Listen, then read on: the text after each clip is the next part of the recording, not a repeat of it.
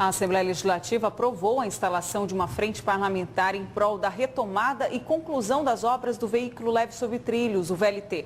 Os membros devem ser definidos nos próximos dias. E para falar sobre esses e outros assuntos, a gente conversa ao vivo aqui no Jornal do Meio-Dia com o deputado estadual Emanuel Pinheiro, que é o autor do requerimento para a criação desta frente. Boa tarde, deputado. Boa tarde, Lúcio. Boa tarde, Vânia. Boa tarde, telespectador.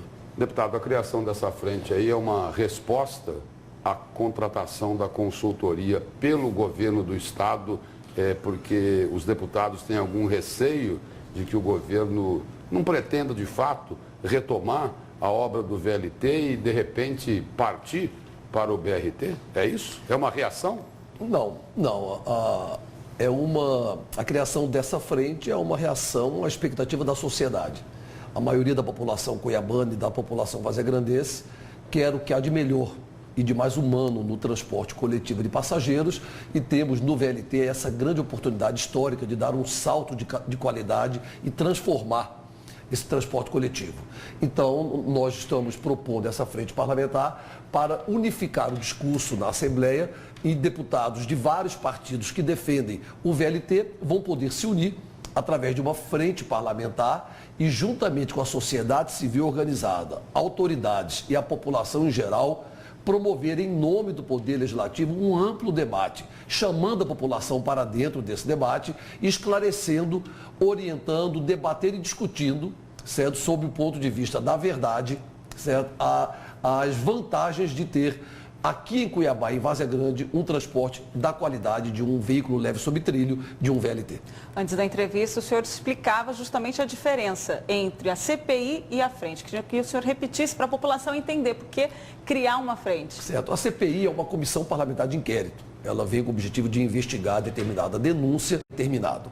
A frente parlamentar é um instrumento de legitimidade do Poder Legislativo, que fala em nome do Poder Legislativo e que independe de partido, certo? Suprapartidariamente, aqueles deputados que pensam de forma unificada, por exemplo, o VLT é o melhor para a população cuiabana e vazegrandense. Você cria uma frente parlamentar que age em nome do Poder Legislativo, convoca autoridades, convoca seminários, simpósios, debates, palestras, promove eventos, chama a sociedade para dentro desse instrumento que estamos defendendo, que é a causa da retomada das obras do VLT, e vamos esclarecer com isso a população sobre aquilo que é melhor para ela. Até porque, certo, quem decide sobre o futuro do VLT, quem decide sobre o futuro do transporte coletivo, infelizmente, é quem não anda de ônibus, é quem não anda de transporte coletivo. Governador não anda, secretário não anda, deputado não anda. A maioria esmagadora da população que depende do sistema que anda de transporte coletivo não tem direito a opinar. Com a frente parlamentar, nós vamos dar também condições da população não só opinar, como conhecer profundamente todo esse debate do VLT, que até agora só está aqui em cima, só está na nata das autoridades públicas. Deputado, tem um outro lado dessa história. O governo questionou bastante o fato do senhor cobrar a forma como foi contratada a consultoria do VLT. E aí o governo lembra o seguinte: o senhor, enquanto deputado e junto com outros deputados, não cobraram com tanta força o ex-governador Silval Barbosa em relação a essa obra que o governo atual chama de escandalosa. Eu não só cobrei na época, como votei a favor do VLT. Certo? E que fiscalizar a execução da obra. E que entendo ser o melhor para a população. Certo? Então, a partir do dia 1º de janeiro de 2015, a obra foi paralisada.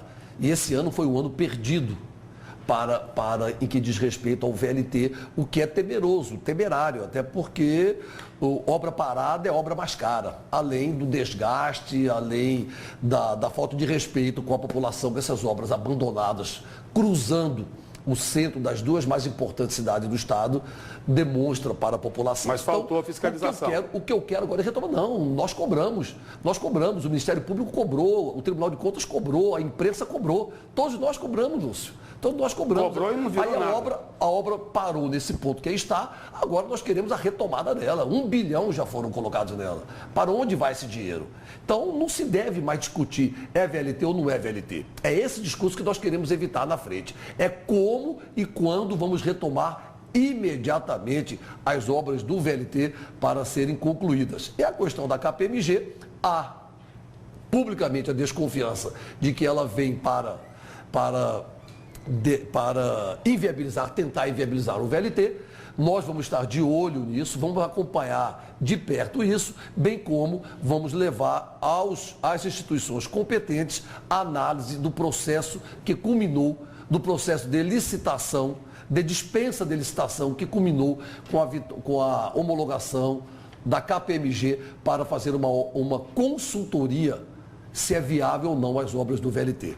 Deputado, o senhor não teme que no meio desse caminho, dessa análise toda, não apareça algum item, algum risco que viabilize o VLT? Havia, por exemplo, a preocupação quanto à produção energética para o projeto. A frente parlamentar, Vânia, vem para isso também, para colocar mais razão e menos emoção nesse debate. Tem muita gente em volta do governador que está com má intenção, que quer destruir o VLT, que quer inviabilizar o VLT e começa a colocar o governador em saia justa.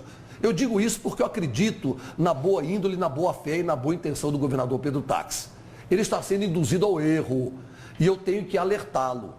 Então existe um grupo, forças ocultas, muito próxima dele, que querem inviabilizar o VLT, não sei a que interesse. E apareceram, por exemplo, com essa história de que não havia energia para concluir, para tocar o VLT. Imediatamente movimentamos a Energisa veio a público e diz que não só tem energia, como tem de sobra. E que se quiserem implantar o VLT semana que vem, a Energisa está pronta, porque ela se preparou, certo? Inclusive com 4 subestações construídas apenas para atender o VLT. Então por que fazer isso? Por que tentar enganar a população? Então o governador não merece isso, mas muito mais do que o governador, a população não merece esse jogo de cena, esse jogo maldoso, com muitas inverdades a respeito do VLT. E a frente parlamentar vai enfrentar esse debate também. Falando em jogo maldoso, o senhor se referiu aí que tem pessoas tentando fazer a cabeça do governador Pedro Táxi contra o VLT. O prefeito Mauro Mendes já propôs publicamente o rompimento do contrato do VLT. O deputado Eduardo Botelho também se manifestou de forma muito dura em relação à construção dessa obra. Existem aí interesses empresariais em jogo?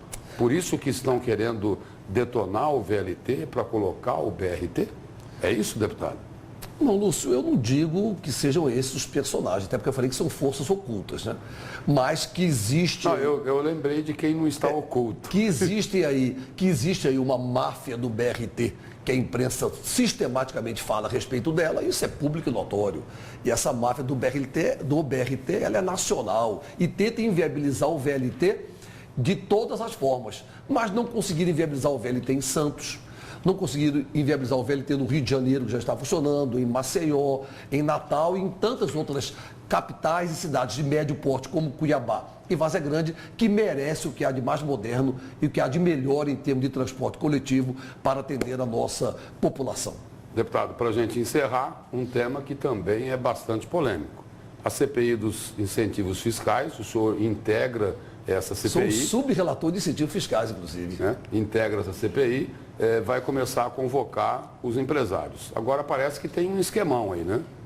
Esquemão de proteger os empresários que serão convocados para prestar depoimentos na CPI. Esses depoimentos seriam longe dos olhos da opinião pública, em segredo, em sigilo. E só relembrando aqui, o deputado Wilson Santos, se referindo a essas pessoas, ele usou os seguintes adjetivos. Vão vir aqui os poderosos, os bacanas, os malandros. Foi dessa forma que ele se referiu. Vai ser em sigilo os depoimentos dos empresários, que muita gente diz o seguinte, que teve vários aí que enriqueceram do dia para a noite e serão protegidos? É isso que estamos apurando, Lúcio, e é graças ao trabalho da CPI que muito já se avançou no que diz respeito a passar a limpo o incentivo fiscal do passado e construir um novo modelo de incentivo fiscal que potencialize a economia do Estado, que atraia indústrias e que gere emprego, renda para a nossa população e desenvolvimento e crescimento para o Estado. O esquemão que existe na CPI é para proteger a sociedade e proteger a CPI. Não queremos que uma ação na justiça inviabilize, por exemplo, a convocação de alguns empresários que possam alegar que foram expostos, que o seu negócio teve prejuízo no âmbito nacional e internacional e tentem invalidar todo o trabalho da CPI. Então, são discussões que estamos tendo com os técnicos, os membros da CPI, com os técnicos da CPI, inclusive com os técnicos da Secretaria de Fazenda do Estado. E o que for recomendável, inclusive tecnicamente e juridicamente, vamos fazer pensando na sociedade e pensando em prevalecer, em fazer valer o trabalho da CPI, que já está dando muita contribuição para a economia de Mato Grosso. Deputado, muito obrigado pela presença, pelas informações e vamos esperar aí o desfecho desta história que é muito interessante. Muito obrigado. Muito obrigado, Lúcio. Muito obrigado, Evânio. Muito obrigado a todo telespectador. Estamos sempre à inteira disposição da TV Record para prestar contas da nossa atuação parlamentar. Muito obrigado e uma boa tarde a todos.